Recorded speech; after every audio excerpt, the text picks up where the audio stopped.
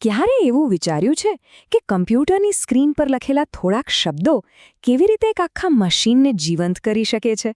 મતલબ કે ડિજિટલ દુનિયાના એવા આદેશો જે દેખાતા પણ નથી એ વાસ્તવિક દુનિયામાં એકદમ ચોક્કસ હલનચલન કેવી રીતે બની જાય છે? તો ચાલો આજે આ જાદુ પાછળનું વિજ્ઞાન સમજીએ. બસ આ જ તો મૂળ સવાલ છે. કેવી રીતે? અને આજે આપણે આ જ રહસ્યને ઉકેલવાના છીએ, જે આધુનિક ઓટોમેશનનો પાયો છે. જુઓ, આ કોઈ જાદુ નથી હો, આ તો શુદ્ધ એન્જિનિયરિંગ અને તર્કનું એકદમ અદ્ભુત મિશ્રણ છે. તો આપણી આ સફરની શરૂઆત ક્યાંથી કરીશું? એક એવી વસ્તુથી જે આપણે બધાએ જોઈ છે, સાદી ડીસી મોટર. હા, એ જ મોટર જે રમકડાની ગાડીઓમાં હોય છે, પંખાઓમાં હોય છે, લગભગ બધે જ જોવા મળે છે. કહી શકાય કે ગતિનો આ સૌથી સરળ અને મૂળભૂત સ્ત્રોત છે. હવે સ્ક્રીન પર જે દેખાઈ રહ્યું છે એ જુઓ. કોઈ સાયન્સ ફિક્શન ફિલ્મનો કોડ લાગે છે નહીં?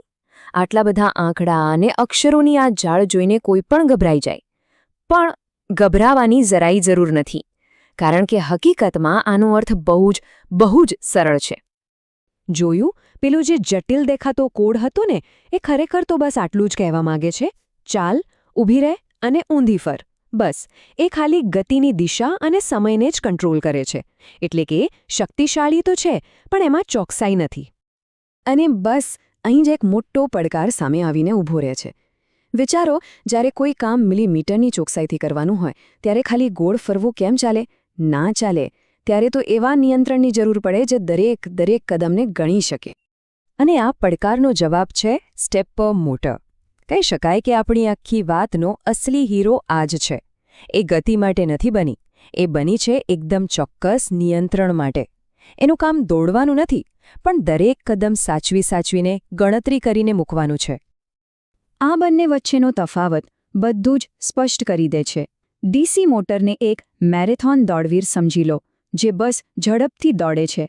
જ્યારે સ્ટેપર મોટર એ એક સર્જન જેવી છે, જેના હાથની દરેક હલનચલન એકદમ ગણતરીપૂર્વક અને ચોક્કસ હોય છે. ઝડપ નહીં, ચોકસાઈ એની ખાસિયત છે. હવે જરા સ્ટેપર મોટરની અંદરની દુનિયામાં નજર કરીએ. જુઓ, કેન્દ્રમાં એક દાંતાવાળું રોટર છે અને એની ફરતે ગોઠવાયેલી છે ઇલેક્ટ્રોમેગ્નેટિક કોઇલ્સ. અને આખી ચોકસાઈનું રહસ્ય છે ને, એ આ કોઇલ્સને ક્યારે અને કેવી રીતે ચાલુ બંધ કરવી, બસ એમાં જ છુપાયેલું છે. તો ચાલો હવે એ જ જાદુ ક્ષણને સમજીએ કે આ પગલા દર પગલાની ગતિ આખરે થાય છે કેવી રીતે.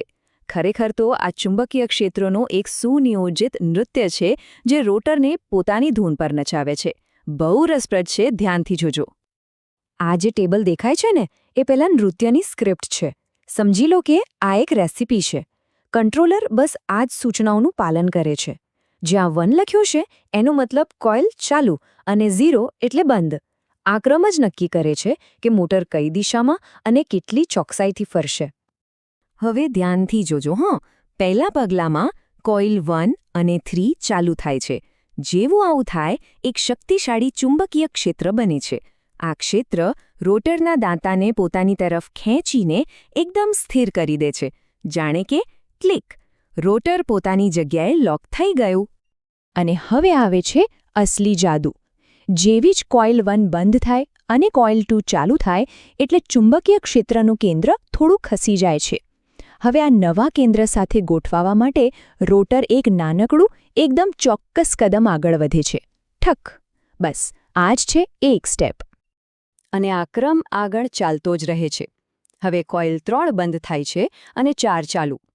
ચુંબકીય ક્ષેત્ર ફરીથી ખસ્યું અને રોટરે તેની સાથે ગોઠવાવા માટે બીજું એક પગલું ભર્યું. આની ખાસ વાત એ છે કે દરેક પગલું બરાબર એક સરખું અને સંપૂર્ણ નિયંત્રિત હોય છે. અને આ ચોથા અને અંતિમ પગલા સાથે એક આખું ચક્ર પૂરું થાય છે. હવે આ જ ક્રમને વારંવાર અને ખૂબ જ ઝડપથી પુનરાવર્તિત કરવાથી મોટર એકદમ સુંવાળી અને અત્યંત ચોક્કસ ગતિથી ફરે છે. હજારો લાખો પગલાં, એક પણ ભૂલ વગર. સારું, તો આપણે કોડ એટલે કે મગજને સમજ્યા અને મોટર એટલે કે શક્તિને પણ સમજ્યા. પણ આ બંને વચ્ચે વાતચીત કોણ કરાવે છે? એક બહુ જ મહત્વપૂર્ણ કડી છે, જેના વગર આખી સિસ્ટમ અધૂરી છે. અને એ કડી છે આ ડ્રાઈવર આઈસી.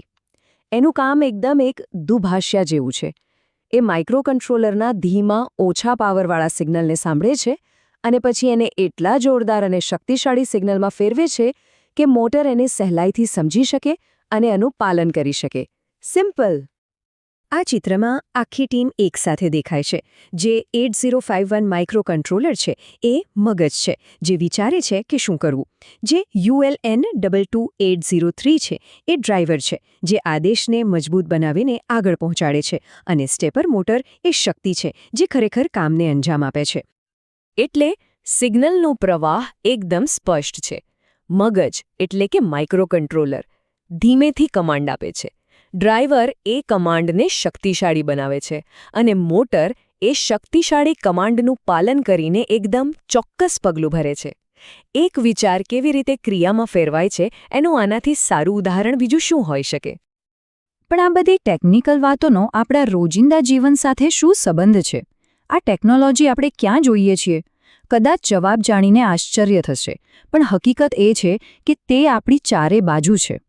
વિચારો, જ્યારે કોઈ 3D પ્રિન્ટર એક જટિલ વસ્તુ બનાવે છે, અથવા સ્કેનર એકદમ સ્પષ્ટ કોપી કાઢે છે, જ્યારે કેમેરાનો લેન્સ આપોઆપ પરફેક્ટ ફોકસ મેળવે છે, અથવા તો કોઈ ફેક્ટરીમાં રોબોટિક હાથ ચોકસાઈથી કામ કરે છે, એ દરેક જગ્યાએ એક સ્ટેપર મોટર શાંતિથી પણ એકદમ ચોકસાઈથી પોતાનું કામ કરી રહી હોય છે. આ એક વાક્ય આખી વાતનો સાર કહી જાય છે.